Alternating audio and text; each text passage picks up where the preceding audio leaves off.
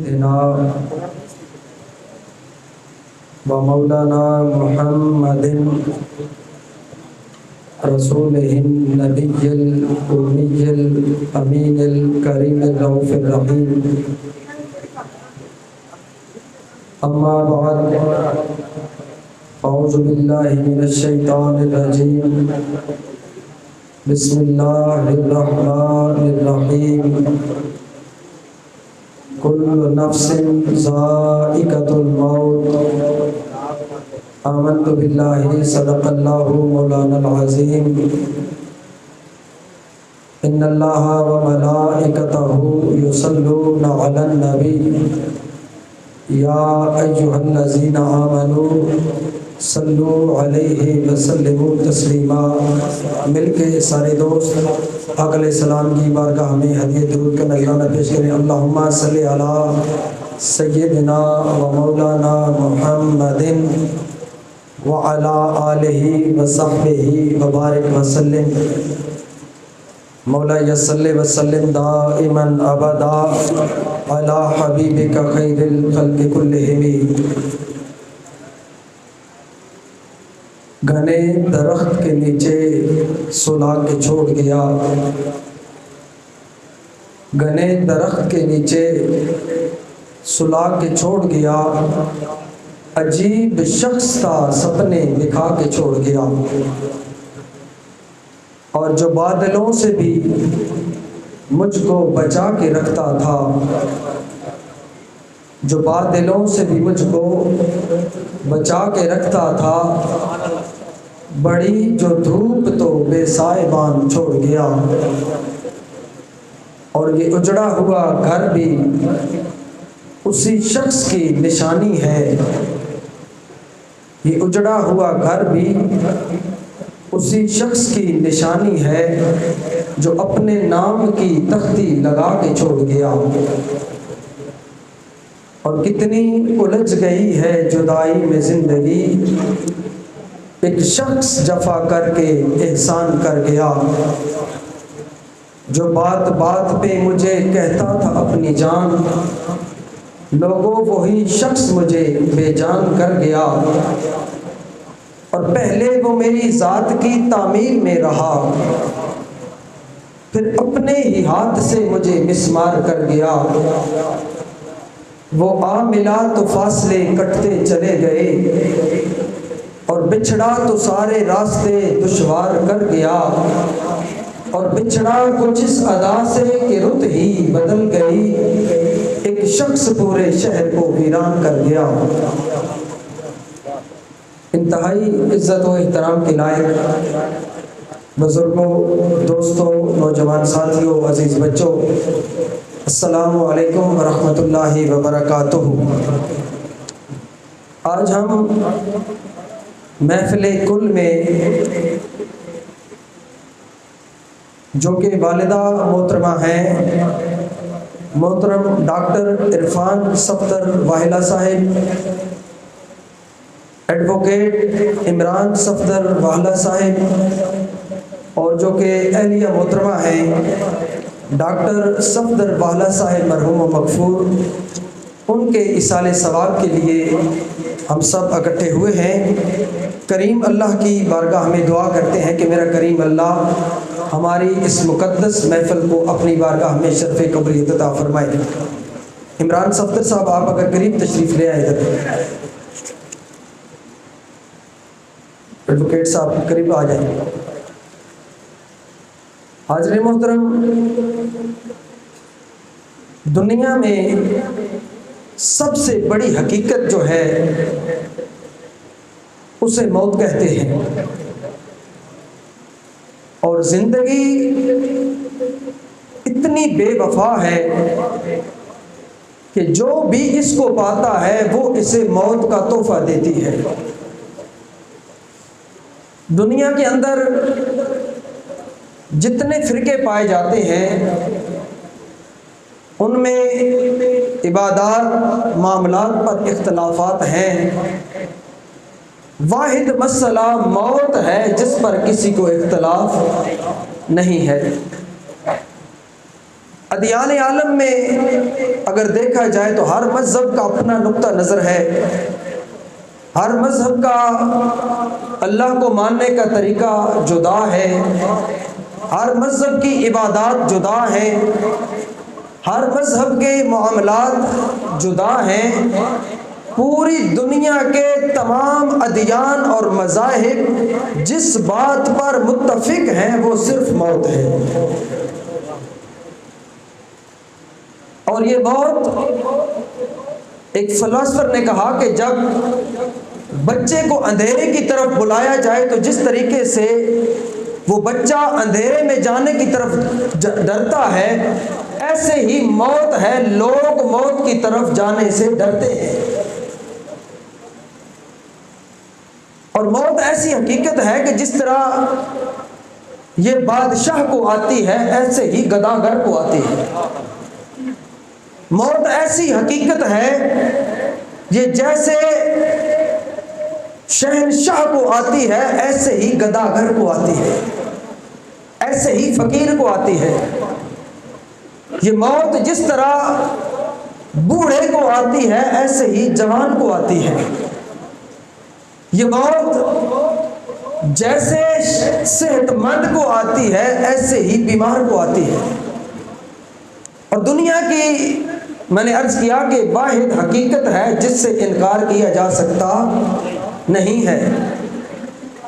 ہم سارے موت کے انتظار میں زندگی گزار رہے ہیں۔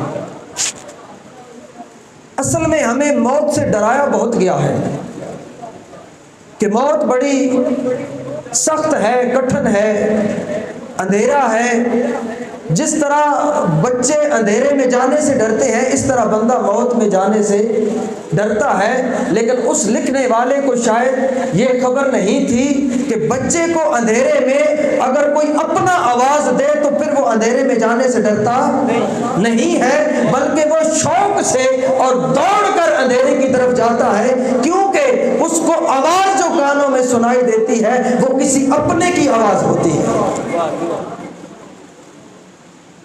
موت بڑی طاقتور ہے، موت انسان کو مارتی ہے، یہ انسانیت کو نہیں مار سکتی۔ موت بڑی طاقتور ہے، یہ موت عالم کو مارتی ہے، علم کو نہیں مار سکتی۔ یہ موت بڑی طاقتور ہے، یہ شخص کو مارتی ہے، شخصیت کو نہیں مار سکتی۔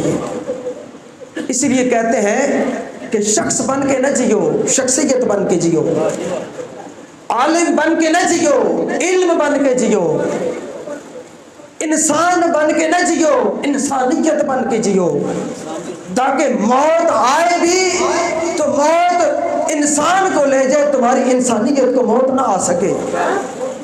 موت شخص کو لے جائے، تمہاری شخصیت کا موت کچھ بگاڑ نہ سکے۔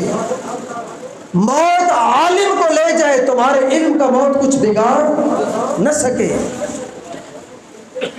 تو دوستو، جب یہ موت آتی ہے تو کسی نے کہا کہ مٹے نامیوں کے نشاں کیسے کیسے، زمین کھا گئی آسماں کیسے کیسے، جگہ جی لگانے کی دنیا نہیں ہے، یہ عبرت کی جا ہے تماشا نہیں ہے۔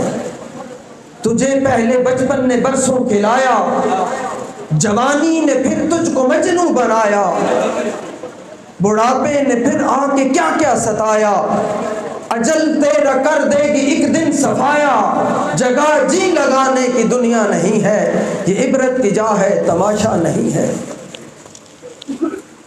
نت نئے نقش بناتے ہو، مٹا دیتے ہو، جانے کس جرم تمنا کی سزا دیتے ہو، کبھی کنکر کو بنا دیتے ہو ہیرے کی کنی، اور کبھی ہیرے کو بھی مٹی میں ملا دیتے ہو، خواہش دید جو کر بیٹھے سرے طور کوئی، مولا طور ہی برق تجلی سے جلا دیتے ہو، نار نمرود میں ڈلواتے ہو خود اپنا خلیل، اور خود ہی پھر نار کو گلزار بنا دیتے ہو۔ بیچو یوسف کو کبھی مصر کے بازاروں میں، آخر کار شاہ مصر بنا دیتے ہو، کوئی کوئی رانجھا جو کبھی کھوج میں نکلے تم کو، بولا تم اسے جنگ کے بیلے میں رلا دیتے ہو۔ جستجو لے کے تمہاری جو چلے کیس کوئی، اس کو مجنوں کسی لیلا کا بنا دیتے ہو۔ اور جذبہ مستی کی جو منزل پہ پہنچتا ہے کوئی، بیٹھ کر اس میں انا الحق کی صدا دیتے ہو۔ اپنی ہستی ہی وہ ایک روز گوا بیٹھتا ہے، اپنے درشن کی لگن جس کو لگا دیتے ہو خود ہی لگواتے ہو، پھر کفر کے فتوے اس پر خود ہی منصور کو سولی پہ چڑھا دیتے ہو، اور خود جو چاہو تو سرے عرش بلا کر محبوب ایک ہی رات میں معراج کرا دیتے ہو۔ دوستو، اللہ جسے دنیا میں بھیجتا ہے، جب چاہتا ہے، جس وقت چاہتا ہے، اپنی مرضی اور منشا کے مطابق واپس بلا لیتا ہے۔ جس طریقے سے ہمارے بھائی عمران صاحب اور عرفان صاحب، آپ کی والدہ محترمہ چند دن پہلے ہمارے اندر موجود تھیں، اور رمضان کے مہینے میں اللہ کا بلاوا آیا اور اپنے خالق حقیقی سے جا ملی۔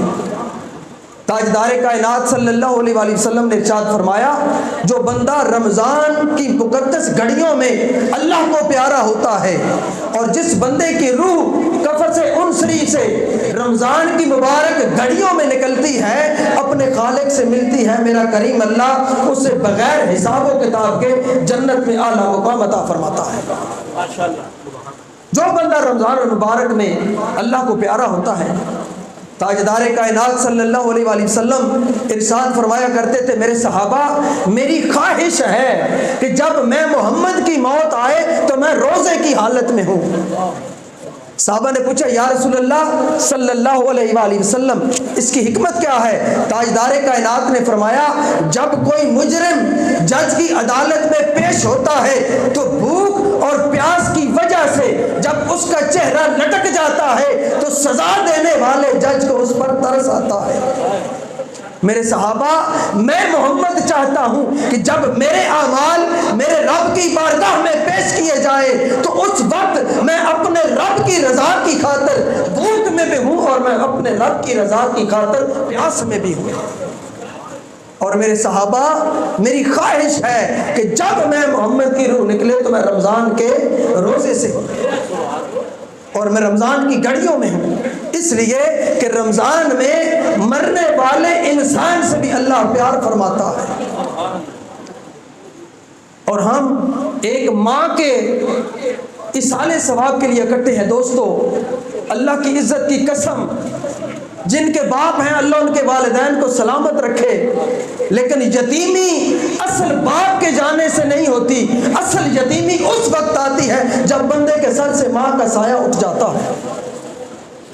میرے کریم آقا صلی اللہ علیہ وآلہ وسلم کی عمر مبارک 5 یا 6 برس کی تھی جب ابوا کے مقام پر سیدہ طیبہ طاہرہ حضرت آمنہ کا انتقال ہوا، اور مصطفیٰ کریم نے آسمانوں کی طرف منہ کر کے اپنے کریم رب سے کہا، میرے اللہ، میں دنیا میں آیا، دنیا میں آنے سے پہلے میرے باپ کا سایہ اٹھ گیا، میں اس دنیا میں یتیم آیا، میری ماں نے مجھے ماں کا پیار بھی دیا، مجھے باپ کا پیار بھی دیا، میں محمد کو ماں کا سایہ عطا کر بھی میری ماں نے پرورش کی، اور میرے باپ کا سایہ دے کر بھی میری ماں نے پرورش میری کی۔ آج میری ماں کا انتقال ہوا ہے مولا، آج تیرا محمد اس دنیا میں یتیم ہو گیا ہے۔ اور حضور سرور انبیاء صلی اللہ علیہ وآلہ وسلم، صحابہ کی کچہری لگی تھی، حضور سرور انبیاء نے فرمایا، میرے صحابہ، کاش آج میری ماں زندہ ہوتی اور میں اللہ کی نماز عبادت کر رہا ہوتا، آج میری ماں مجھے محمد کہہ کے پکارتی، میں نماز چھوڑ کر اپنی ماں کے قدموں میں حاضر ہو جاتا، اس لیے کہ میری ماں، میرے اللہ نے فرمایا ہے، میرے محمد تیری جنت بھی تیرے ماں کے قدموں کے نیچے۔ اللہ نے عورت کو اور ماں کو نبوت کا مقام عطا نہیں فرمایا، لیکن اللہ نے ہر عورت کو وہ مقام عطا فرمایا ہے، جتنے نبی اس کائنات میں آئے ہیں وہ کسی نہ کسی عورت کے بیٹے ہو کر آئے۔ اور ایک تحقیق کے مطابق ماں اپنی اولاد سے اس دنیا میں آنے سے پہلے ہی پیار کرتی ہے. جب بچہ دنیا میں آ جاتا ہے اس وقت تو پیار ہوتا ہی ہوتا ہے. ایک تحقیق کہتی ہے کہ دنیا میں جتنی اموات ہوئی ہیں، حادثاتی اموات، اور ان میں جتنی عورتیں مری ہیں اور جن عورتوں کا انتقال اس حالت میں ہوا ہے کہ وہ پیٹ سے تھیں اور حاملہ تھیں، ان کے انتقال کے بعد، ان کے حادثے کے بعد ان کو چیک کیا گیا ہے، ابھی بچہ دنیا میں نہیں آیا. حاملہ عورتیں جب مرتی ہیں تو مرتے وقت بھی ان کا ہاتھ ان کے پیٹ پر ہوتا ہے، یعنی مرنے سے پہلے.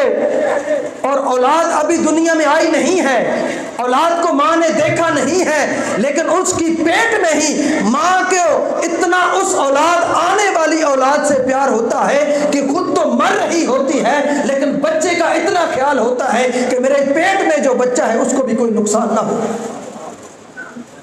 بچہ ابھی دنیا میں نہیں آتا، جب ماں حمل سے ہو جاتی ہے تو وہ قدم بھی سنبھال کے رکھتی ہے کہ میرے آنے والے بچے کو کوئی نقصان نہ پہنچے. وہ کھانا پینا بھی اس لحاظ سے کرتی ہے کہ میرے بچے کو کوئی نقصان نہ پہنچے. اس کا سونا جاگنا، اٹھنا بیٹھنا اس انداز سے ہوتا ہے کہ کہیں میرا قدم غلط نہ اٹھ جائے اور میرے آنے والے بچے کو نقصان نہ ہو. اس لیے تاجدار کائنات نے فرمایا، میرے صحابہ، میری ماں ایک وقت وہ تھا، میں مصطفیٰ اس دنیا میں آیا تو دنیا میں آنے سے پہلے میرے باپ کا سایہ اٹھ گیا. اس کائنات میں لوگ یتیم کو گالی سمجھتے تھے، یتیم کو دھکے دیتے تھے، یتیم کو برا سمجھتے تھے، اور جو بیوہ ہو جاتی تھی اس بیوہ کو بھی بری نظروں سے دیکھتے تھے، اور لوگ کہتے تھے یہ منحوس ہے، اس کا خاوند اس کا سر ساتھ چھوڑ گیا ہے.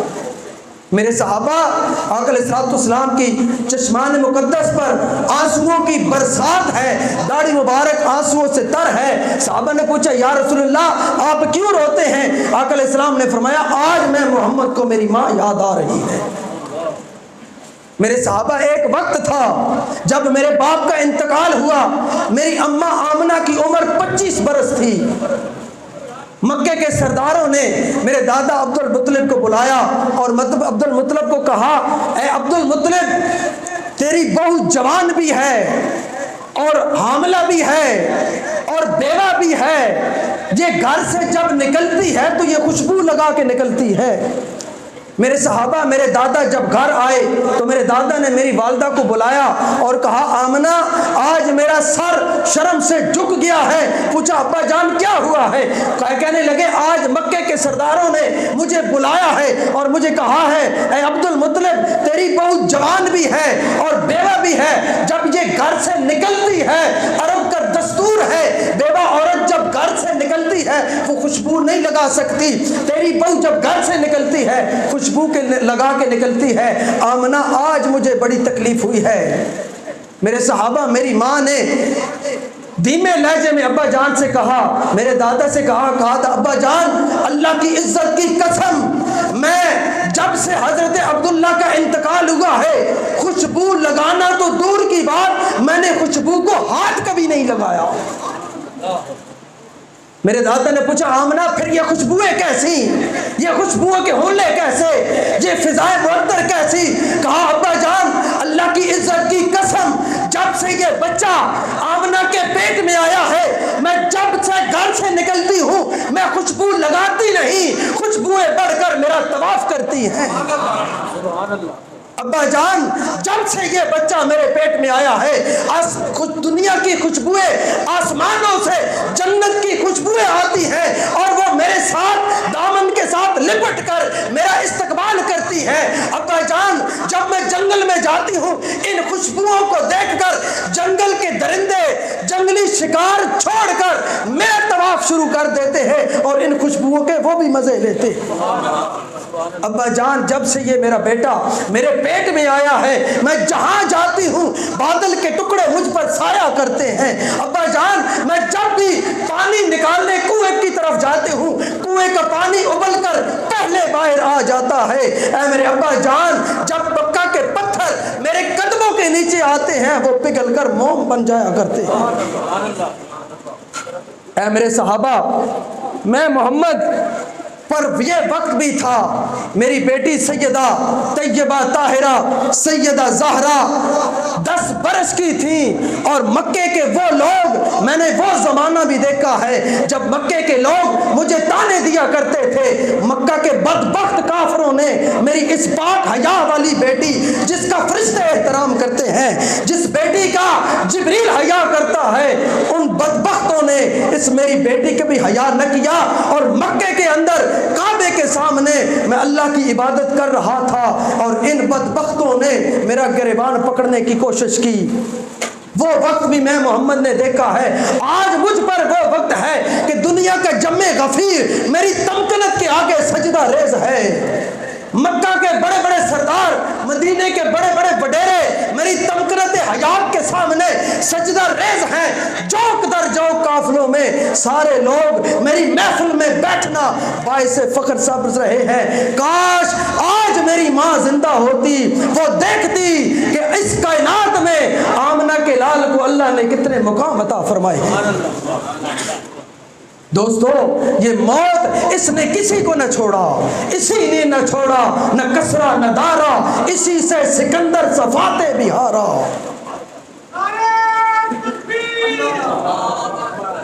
بس آخری بات کہ موت کیا ہے؟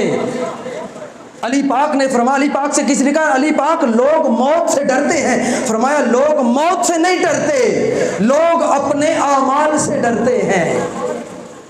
علی پاک سے پوچھا علی پاک پھر بتائیے موت کیا ہے؟ بس چند منٹ میں مختصر بیان کر کے ختم کرتا ہوں۔ علی پاک نے فرمایا موت ایسے ہے جس طریقے سے کسی خاردار سے باریک کپڑے کو کھینچا جائے تو جو حشر اس کپڑے کا ہوتا ہے وہی مرنے والے کا ہوتا ہے۔ بندہ ڈر گیا، اس نے کہا علی پاک موت تو بڑی خطرناک ہے، فرمایا نہیں موت خطرناک نہیں ہے۔ علی وہ کیسے؟ فرمایا یہ عام بندے کی موت ہے، بندے مومن کی موت اور ہے، عام بندے کی موت اور ہے۔ فرمایا بندہ مومن موت سے ڈرتا نہیں ہے، آقا نے فرمایا موت ایک پل ہے، جب پتہ چل جاتا ہے اس پار سے اس پار جاؤں گا میرا محبوب ملے گا، اس محبوب کے جلووں میں مست الست ہو جاؤں گا، پھر فرمایا موت موت نہیں رہتی، موت زندگی میں بدل جاتی ہے۔ علی پاک نے فرمایا لوگوں ہم موت سے ڈرنے والے نہیں ہیں، ہم تو موت سے انتظار میں ہیں، ہم سامان اٹھا کر کھڑے ہیں، کب بلاوا آئے، کب ہمارا انتقال ہو، کب ہم موت کے منہ میں جائیں، کیونکہ موت وہ ہے جو ہمیں ہمارے یار سے ملوانے کے لیے کام کرتی ہے۔ موت بندے کو مارنے نہیں آتی، فرمایا موت ایک پل ہے جو اس یار کو اس یار سے ملانے کے لیے آتی ہے۔ جب شنید مصطفیٰ دید مصطفیٰ میں بدل جائے پھر موت موت نہیں رہتی، موت زندگی میں بدل جاتی ہے۔ اصل میں ہماری کمزوریاں اس لیے ہیں، ہمارے اعمال کمزور ہیں، کمزور اعمال کی وجہ سے ہمیں موت کے منہ میں جانے سے ڈر لگتا ہے۔ جس وکیل کو کیس کی تیاری نہ ہو، ریاض بھٹی صاحب، جو وکیل کیس کی تیاری نہ کر سکے وہ چاہتا ہے صبح مجھے ڈیٹ مل جائے میرے کیس کی سنوائی نہ ہو، کیونکہ اس کی تیاری نہیں ہوتی، اور جس کی تیاری ہوتی ہے رات کو کیس اسٹڈی کیا ہوتا ہے وہ صبح جج سے کہتا ہے اگلی تاریخ نہیں ہوگی، ساری جرح آج ہی ہوگی۔ ہماری تیاری نہیں ہے، ہماری تیاری نہیں ہے، اس لیے ہم جج کی عدالت میں پیش ہونے سے بھی ڈرتے ہیں، ہماری تیاری نہیں ہے، ہم اس لیے قبر میں جانے سے ڈرتے ہیں، ہماری تیاری نہیں ہے، ہم اس لیے رب کی بارگاہ میں جانے سے ڈرتے ہیں۔ لوگوں اللہ کی عزت کی قسم ابھی ہمارے سبق کچے ہیں، جن کے سبق کچے ہوتے ہیں ان کو محنت کی زیادہ ضرورت ہوتی ہے۔ جس کیس کے بارے میں وکیل لا علم ہوتا ہے اس کیس کی سٹڈی زیادہ ضرورت پڑتی ہے۔ ہمارے سبق تو کچے ہیں، ہم بہت جلد اپنے خالق حقیقی سے جا ملنے والے ہیں، اس لیے فرمایا کہ آج کر لے کل وقت نہیں ہوگا۔ اس لیے آقا علیہ السلام نے فرمایا جب بندہ مرتا ہے، بندہ مومن جب مرتا ہے اس کی روح سب سے پہلے اللہ کی بارگاہ میں سجدہ کرتی ہے اور مرنے والے کی شکایات کرتی ہے۔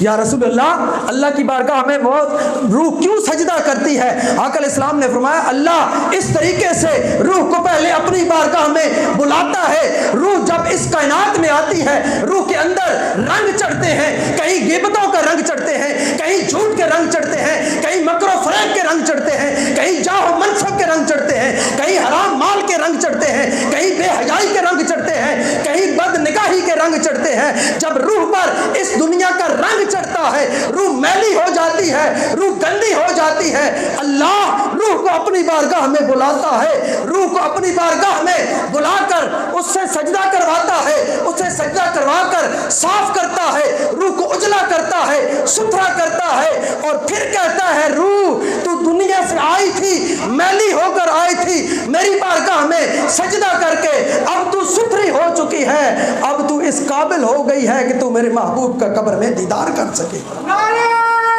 روح اس لیے اللہ کی بارگاہ میں سجدہ کرتی ہے کہ اس روح نے قبر میں جا کر دیدار مصطفیٰ کرنا ہے۔ ہم موت کے لیے اس وقت ہر وقت تیار ہیں، اس لیے کہ ہم میں قبر میں جا کے مرنا نہیں، بلکہ ہم نے اپنے رب کا دیدار کرنا ہے۔ دوستو